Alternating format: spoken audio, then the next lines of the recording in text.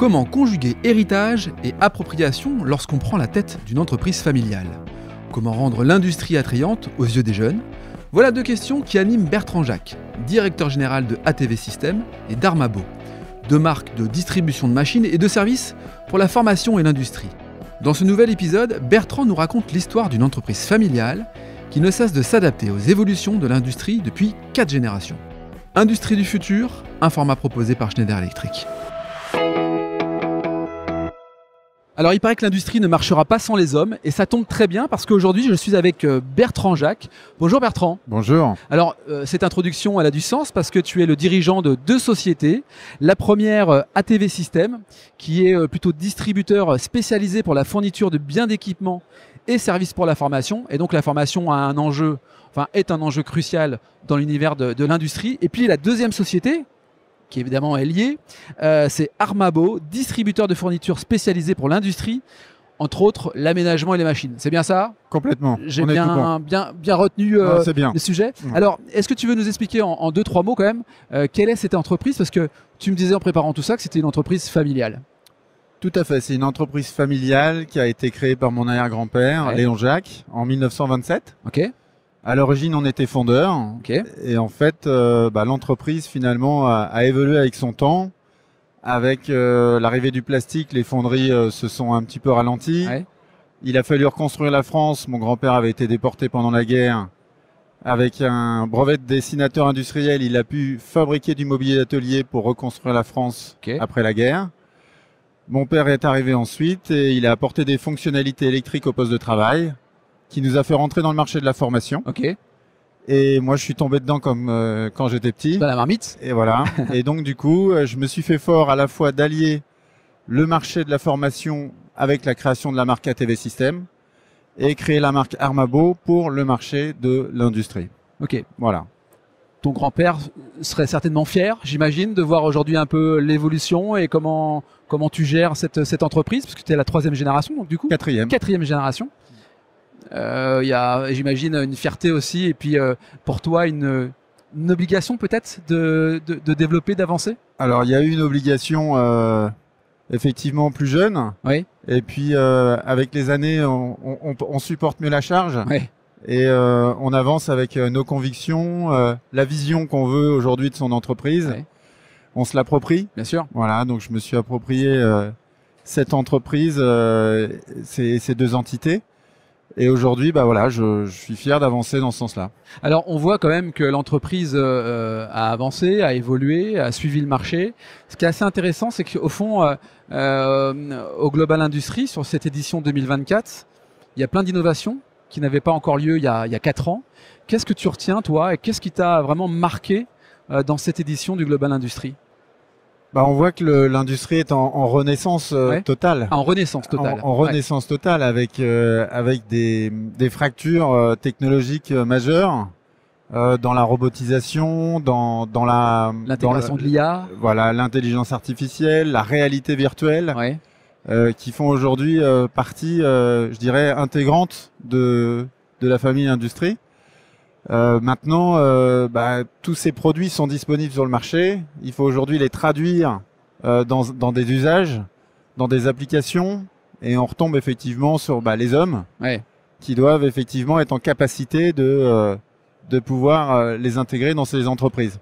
Tu veux dire par là que l'une des fonctions serait d'assembler des solutions existantes sur le marché pour finalement adapter un usage, un besoin dans une société? C'est ça que tu exprimes?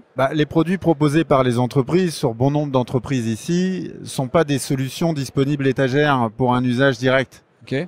Ça nécessite quand même de redéfinir finalement un cahier des charges pour correspondre aux besoins de l'entreprise et de la manière dont on veut que ces technologies puissent évoluer. Donc, il y a plein de solutions, mais derrière, il y a un gros investissement qui fait bouger aussi les entreprises pour les faire, évoluer pour intégrer ces technologies-là. Ouais.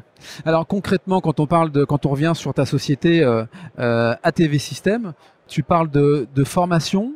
Tu formes qui? Tu formes à quoi? Et comment tu formes? Est-ce que tu inventes justement des nouvelles sortes de formations pour intéresser cette nouvelle génération?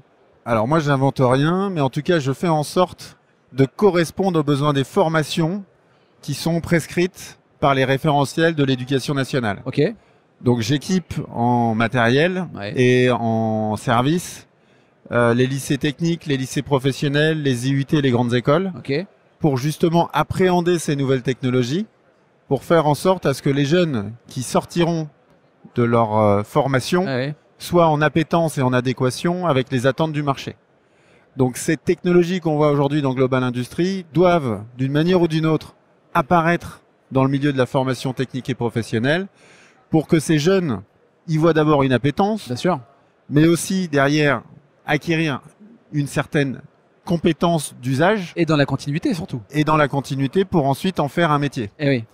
Et c'est ça l'enjeu aujourd'hui, parce on a la chance d'avoir un très joli pays qui forme énormément de jeunes avec énormément de formation. Mais le plus difficile aujourd'hui, c'est de faire en sorte à ce que les jeunes qui rentrent dans une formation en fassent leur métier. Mais oui. Et pas, je dis une bêtise, un jeune qui apprend une formation d'électricité, il faut pas qu'il aille vendre des téléphones ensuite. Sinon, c'est perdu en fait. Voilà.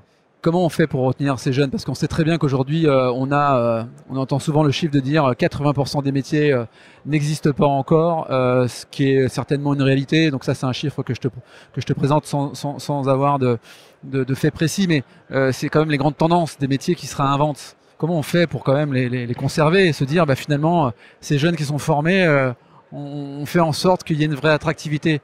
C'est là où le lien avec des entreprises comme Schneider Electric, j'imagine, a aussi toute son importance. C'est capital, non? Alors, si je prends l'exemple de nos parents, ils changeaient très peu d'entreprises. Mais oui. Et ils faisaient leur même métier du début à la fin. Une carrière de 40, 50 ans, ouais. Voilà. Si je prends le cas de ma génération, même si je suis à la tête de cette entreprise, je pense que j'ai changé l'entreprise au moins 4 ou 5 fois. Pour qu'elle puisse à la fois survivre et se développer. Les jeunes qui sont aujourd'hui en formation, le but du jeu, c'est de les faire accrocher à une technologie pour qu'ils en fassent leur métier, sachant que de toute manière, ces métiers sont en pleine évolution majeure et ils participeront à cette évolution. Voilà, donc ils évolueront dans cet écosystème de technologie qui est en pleine mutation, pleine création. Mais le tout, c'est qu'ils mettent le doigt dedans et qu'ils y restent pour vivre cette aventure-là.